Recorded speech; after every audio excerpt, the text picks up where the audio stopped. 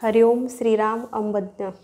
माझे नाव आहे स्वाती वीरा जगताप, दिंडोरी उपासना केंद्र नाशिक। मी आज ना ग्रंथराजाविषयी तुम्हाला अनुभव गुण संकीर्तन करणार आहे। ग्रंथाचा असा अनुभव आलेला आहे का मी फक्त उपासनेला यायची, जे केंद्र प्रमुख आहेत त्या सांगायच्या, ग्रंथाविषयी माहिती सांगायच्या का हे ग्रंथ वाचा, मात्रवास्य विंदाणं, उपनिषद। मी सुरुवातीला जेव्हा स्टार्ट केली उपासनेला यायला का मग माझी इच्छा व्हायची का खरंच आपण हा ग्रंथ वाचला पाहिजे बरं का। मी हातात घ्यायची, ठेवायची, मग असं म्हणजे करत करत बरेच एक 5-6 महिने असेच उलटून गेले। मग जेव्हा महिला दिनाचा दिवस असतो त्या दिवशी, त्याच्या आदल्या दिवशी असं स्वप्न पडलेलं असतं का मला माझ्याकडे ग्रंथराज आले, म्हणजे ग्रंथराज, उपनिषद हे सगळे ग्रंथ मला स्वप्नात दिसतंय का। मग मी असं म्हणते का माझ्या बिल्डिंगच्या शेजारी एक नदी आहे, छोटीशीच आहे नदी।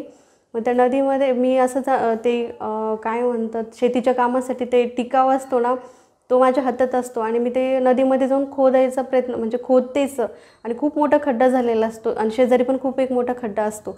मी असं म्हणते का हे पाणी आहे ना आपण या खड्ड्यामध्ये जमा करूया आणि जेव्हा आपल्याला गरज पडेल तेव्हा हे पाणी आपल्याला वापरता येईल। म्हणजे हे पाणी काय, खड्डा काय, हे म्हणजे मला काहीच कळलं नाही। पण जेव्हा मी खोदत राहिली, जेव्हा आपली मोठी लोणच्याची बरणी असते ना चिनी मातीची, ती खूप मोठी बरणी माझ्या म्हणजे समोर दिसते।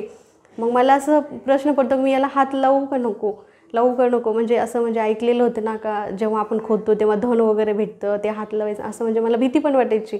पण मग असं वाटलं का जाऊ दे, आपण जे काय असेल ते बघूया।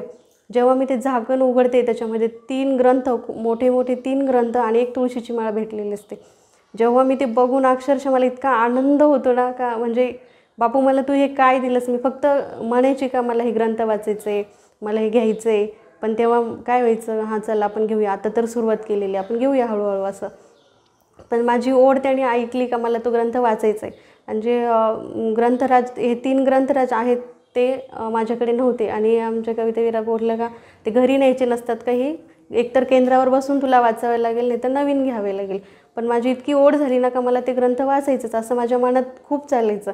पण ते ग्रंथराज म्हणजे स्वप्नात आले का ते कशा बरणीमध्ये तुळशीची माळ, अक्षरशः मला रडायला लागलं का, म्हणजे माझ्या मनातला भाव बापूंपर्यंत पोहोचला। आणि होळी पौर्णिमेच्या दिवशी ग्रंथराज माझ्या घरात आलेलं आहे। गडावर आमच्या इथं सप्तशृंगी गडावर पादुका बापूंच्या आलेल्या ना, तेव्हा कवितावीरा गेलेल्या, त्यांनी मला माहिती पण नव्हतं का माझ्यासाठी ग्रंथराज घेऊन येतात। त्यांनी सरप्राईजसारखं होळी पौर्णिमेच्या दिवशी डायरेक्ट ग्रंथ माझ्याकडे घेऊन आले। तेव्हा मला इतका आनंद झाला का बापू तू स्वप्नात नाही तर प्रत्यक्ष तू माझ्या घरात आलास। जेव्हा मी ते पूर्ण ग्रंथ वाचले ना, 3 पण ग्रंथ वाचून घेतले, तेव्हा खूप छान इतका बदल झाला ना माझ्यामध्ये का मी सांगू शकत नाही का। माझ्या डोक्यात अनेक विचार यायचे आणि कुठले पण विचार करायचे, पण जेव्हा आपण तो ग्रंथ वाचतो ना, म्हणजे विचार करायला पण वेळ नसते आपल्याकडे, कारण तो सतत काय तर आपल्या तोंडात बापू असतो, काही झालं का बापू असतो। त्याच्यामुळं बाहेर म्हणजे रिकामं डोकंच राहत नाही विचार करायला। मी पण सांगते का सगळ्यांनी ग्रंथराज खरंच वाचा, खूप छान आहे। माझ्या जो आयुष्यात बदल घडलेला आहे का, माझी अशी इच्छा आहे का तुमच्या सगळ्यांच्या आयुष्यामध्ये असाच चांगला बदल घडू द्या।